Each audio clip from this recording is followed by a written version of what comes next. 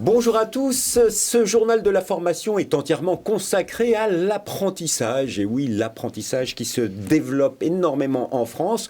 Et rappelons que l'objectif du gouvernement est d'arriver à 1 million d'apprentis dans l'année qui vient. Alors, pour cerner l'apprentissage, comment cela fonctionne aujourd'hui, nous avons nos deux experts du droit de la formation, Valérie Michelet et Fouzi Fetti. Bonjour. Bonjour Jérôme. Bonjour Jérôme. Alors, l'apprentissage, c'est quelque chose qui est réservé uniquement aux jeunes aujourd'hui ou maintenant les adultes peuvent se lancer en apprentissage? Il y a des possibilités. À quel âge peut-on signer un contrat d'apprentissage aujourd'hui? Alors, effectivement, contrairement au contrat de professionnalisation qui est l'autre contrat en alternance, le contrat d'apprentissage, effectivement, exige une condition d'âge. Donc, il est réservé aux jeunes. Alors, jeune, tout dépend par ce qu'on entend par jeune. Parce qu'il faut savoir que depuis donc, la dernière réforme, on est jeune jusqu'à 30 ans.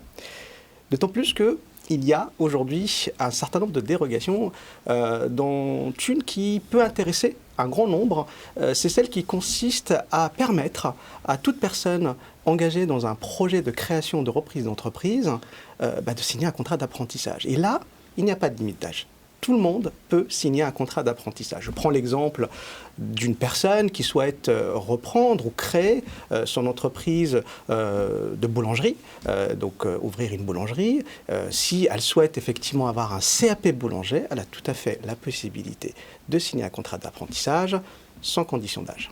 Alors, ça veut dire que si moi, par exemple, je veux devenir boulanger, je veux me lancer dans cette voie, si je dois signer un contrat d'apprentissage avec une entreprise et m'inscrire dans un CFA, est-ce que c'est gratuit à ce moment-là pour moi ou je dois payer? Alors, Jérôme, il faut distinguer de qui on parle. Oui, la formation est gratuite, ce principe est bien rappelé par le législateur, pour l'apprenti et sa famille. Donc le CFA ne peut pas, en principe, faire payer toute dépense qui serait en lien avec la formation. Si en revanche il propose de l'hébergement, un voyage d'études, toute autre dépense qui n'est pas liée directement à la formation, là il pourrait y avoir engagement financier de la part de l'apprenti ou de la famille. Mais en principe, pour l'apprenti, donc pour toi, si tu te lances dans l'apprentissage, ce sera gratuit. En revanche, il y a un acteur qui finance l'apprentissage, c'est l'entreprise. Il finance cet acteur l'apprentissage puisqu'il verse des contributions relatives à la formation professionnelle tous les ans et notamment la taxe d'apprentissage qui va être mutualisée de manière effectivement, après reversement aux opérateurs de compétences, de manière à ce que ces derniers financent l'apprentissage. Mais ce n'est pas tout, bien évidemment, l'entreprise, tu l'as relevé, il faut signer un contrat d'apprentissage, c'est un contrat de travail. Donc l'entreprise va verser une rémunération. Il va avoir un salarié qui va lui occasionner forcément des coûts. Donc voilà, gratuit, oui, pour l'apprenant, mais pas pour l'entreprise. Et enfin, il ne faut pas oublier que depuis la réforme qu'évoquait tout à l'heure Fouzi, l'apprentissage a quitté un service public régional quelque part pour entrer dans un marché. Par conséquent, si les niveaux de prise en charge qui sont ceux donc des opérateurs de compétences sont inférieurs au tarif du CFA, il pourrait y avoir un restant à charge. Le CFA pourrait facturer l'entreprise ce restant à charge. Donc, pas de gratuité pour l'entreprise, soyons clairs. Donc, ce marché positionne bien, le CFA est bien un opérateur économique positionné sur un marché. Oui, donc quand vous dites marché, il y a deux niveaux. Effectivement, il y a un marché concurrentiel sur l'offre dite de formation, mais c'est aussi un marché économique où il y a des besoins dans certains secteurs d'activité. On a besoin de former des personnes. Et si, à mon âge, sur un projet de création, sur une activité où il y a des besoins, si je me lance là-dedans... Est-ce qu'on peut parler encore de formation initiale, même si je débute dans la boulangerie, par exemple ? Alors, c'est une très bonne question, Jérôme, puisque effectivement aujourd'hui, l'apprentissage a été libéralisé. C'est un marché qui fonctionne avec une offre, une demande. Il y a bien une contractualisation entre un prestataire qui est le CFA et son client qui est l'entreprise. Le CFA doit répondre aux besoins de l'entreprise. Comme l'évoquait Valérie à l'instant, l'entreprise est engagée éventuellement à financer du reste à charge. Donc on a bien de l'achat, de la vente de formation. Tout ça, c'est matérialisé par une convention.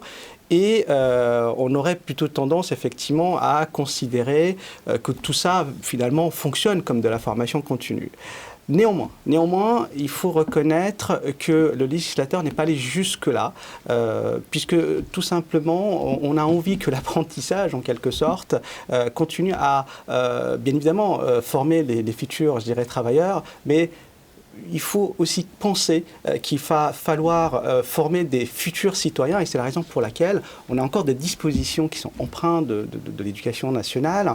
On exige par exemple pour un CFA de mettre sur sa façade la devise de la République, liberté, égalité, fraternité. On lui demande de mettre le drapeau tricolore, le drapeau européen. Voilà, donc c'est des choses qui font effectivement penser à la formation initiale. Et surtout, et c'est la grande différence avec un organisme de formation lambda, donc qui évolue sur le marché de la formation continue, c'est qu'on lui demande d'assurer 14 missions d'intérêt général. Des missions qui, pour la plupart, consistent à accompagner le jeune ou le moins jeune dans sa relation avec l'entreprise. Mais quelles sont ces 14 missions? C'est des missions d'intérêt général, certes, Valérie, c'est des missions éducatives, celles de la République. Alors, il y a des missions éducatives. On retrouvera d'ailleurs depuis la loi Climat 2021 l'obligation d'assurer un minimum de compréhension des enjeux liés au climat, au recyclage. Donc, et c'est bien dans le Code de l'éducation. Donc, le CFA est bien en charge d'une mission qui se rapproche de la mission de la formation initiale. Donc ces 14 missions, je ne vais pas toutes les énumérer, mais peuvent être catégorisées quelque part. Vous avez surtout des missions d'accompagnement. Donc accompagner l'apprenti ou l'apprenant qui souhaite entrer en apprentissage dans la recherche d'un employeur. Et si au cours du contrat, ce dernier est rompu et que l'apprenant se retrouve sans employeur, là aussi l'accompagner pour essayer de trouver un employeur. Donc la recherche d'employeur est vraiment une mission extrêmement importante qui pèse sur les CFA. Il y a aussi une mission toujours d'accompagnement, mais cette fois plutôt sociale. Le CFA est en obligation, d'une part, d'informer l'apprenti de tous ses droits et de tous ses devoirs, mais également de l'aider dans ses démarches qui peuvent être d'aide au logement, accès aux soins, à la santé, donc toutes ces démarches de droits sociaux. Ensuite, il y a et là on retrouve le lien avec la formation initiale qu'on n'a pas nécessairement dans un organisme de formation qui ne ferait que des contrats de pro, par exemple, ou de professionnalisation, pardon, où on est dans la formation continue.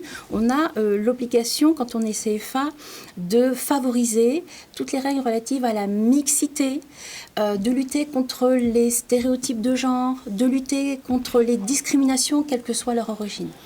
Et puis, là aussi, une particularité toujours un petit peu empreinte de formation initiale, favoriser la mobilité. Alors qu'elle soit au niveau national, on en parle moins, mais c'est aussi une question qu'au niveau européen, au niveau international. Donc ça fait beaucoup de missions, de charges pour un CFA, alors qu'on est sur un marché qui visiblement est de plus en plus concurrentiel. Petit paradoxe, c'est dur pour les CFA, j'imagine, ces derniers temps. Effectivement, aujourd'hui, le CFA est en quête, je dirais, d'identité, puisqu'effectivement, c'est à la fois un opérateur économique et un établissement d'enseignement d'intérêt général avec des principes directeurs d'un service public. Voilà. En tout cas, bravo à tous les CFA qui forment tous les ans énormément d'apprentis. Et en plus, maintenant, on peut, par l'apprentissage, passer un BTS. De plus en plus, on va vers des diplômes supérieurs. Ça, c'est un phénomène marquant cette année. De l'enseignement supérieur, tout à fait. Voilà. Merci beaucoup, en tout cas, Valérie Afouzi, pour ces précieuses informations. Quant à nous, on se retrouve bientôt pour un nouveau journal de la formation. Au revoir.